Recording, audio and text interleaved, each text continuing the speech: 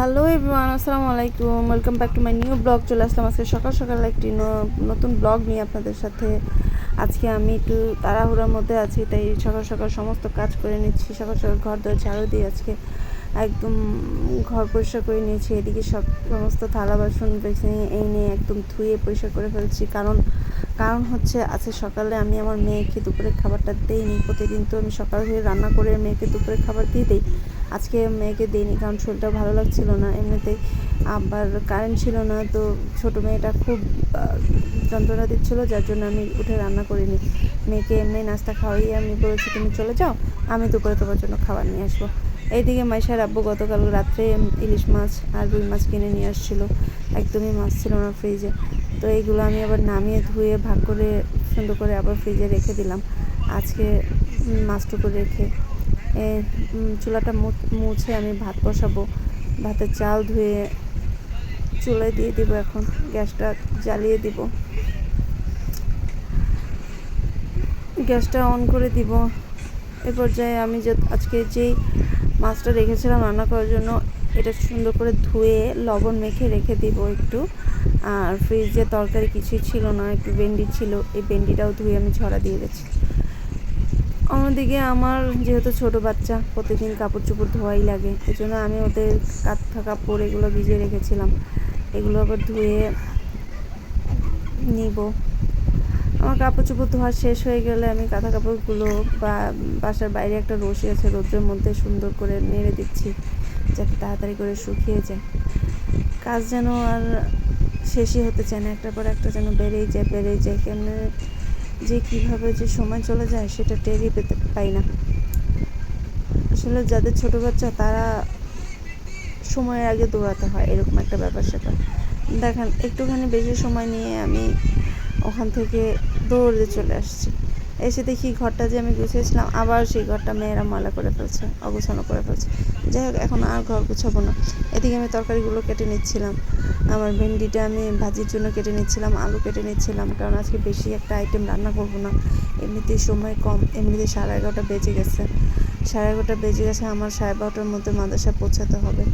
আমি এই জন্য তাড়াতাড়ি করে রান্নাটা বসিয়ে দিয়েছি। রান্নাটার ক্লিপটা আর আপনাদের সাথে শেয়ার করতে পারলাম না, কারণ ওই যে বললাম তাড়াহুড়া।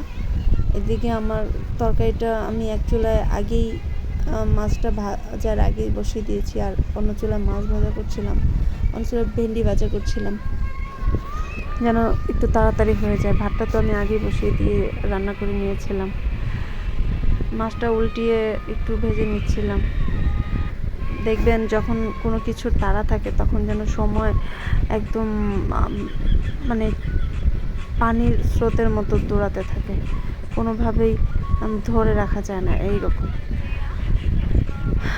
ওইদিকে আবার মেয়েকে বাউন্সারে বসিয়ে রেখেছিলাম দরজার সামনে, আর ওর পাশে মুরগিকে খাবার দিয়েছিলাম, ও যেন মুরগি দেখে আর খেলা করে। এদিকে আমার একটা মুরগি কিছু বাচ্চা ফুটেছিল, ওদের এনে ঘরে রেখেছিলাম, কারণ মুরগিটা বেয়াদব একটা মুরগি, ভালো মতো বাচ্চা মেনটেন করতে পারে না। আমি আবার রান্নাঘরের জন্য রওনা দিলাম, রান্নাঘরে গিয়ে তরকারিটা দেখবো। এদিকে তরকারিটা আমার বলক এসে গেছে, আমি মাছগুলো দিয়ে একটু আমি খুব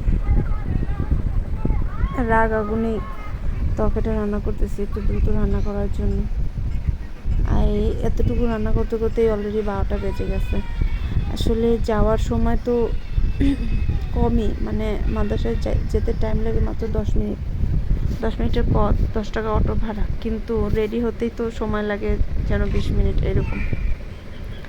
দিয়ে গিয়ে ভেন্ডি ভাজিটাও করে ফেলেছি, তারপরে তরকারিটাও প্রায় রান্না হয়ে যাচ্ছে আমার। দুপুরবেলা আমি মেয়েকে খাবার দিতে গেলে আমার অনেকটা কষ্ট হয়ে যায়, কারণ যাওয়া আসা খুবই একটা দুঃখকর অবস্থা, দুপুরে রোদের মধ্যে যেতে হয়। এই জন্য আমি সকালে ওকে রান্না করে রাখি, ওর জন্য আগে থাকতে আমি আলাদা করে মাছ মাংস এগুলো কেটে ধুয়ে ম্যারিনেট করে রাখি। জাস্ট সকালবেলা উঠে একটা মাছ ভেজে ভুনা করে দিই, বা একটু মাংস রান্না করে বা ভেজে দিই, একটা ভাজি করে দিই, আর অল্প ভাত রান্না করে দিই, এভাবে ওকে করে দিই। এখানে আমার রান্না সব শেষ, এখন আমি আমার মেয়ের লাঞ্চ বক্সটা ঠিক করে নিচ্ছিলাম। এখানে ওকে তরকারি, ভাজি, একটু লেবু আর ভাত দিয়ে নিয়েছিলাম। এখন আমি লাঞ্চ বক্সটা আটকিয়ে ব্যাগে ভরে নিয়েছি, যে আমি রেডিও হয়ে গেছি। এদিকে আমার মেজো মেয়ে বায়না করছে যে আমি যাবো আম্মু, আমি যাবো আম্মু, আমি যাবো। তো ওর বউ বলছিল, মানে ওর দাদি বলছিল যে না, ওদের রেখে যাও, তুমি যেয়ে চলে আসো। এই তো আমি রওনা দিয়ে দিলাম।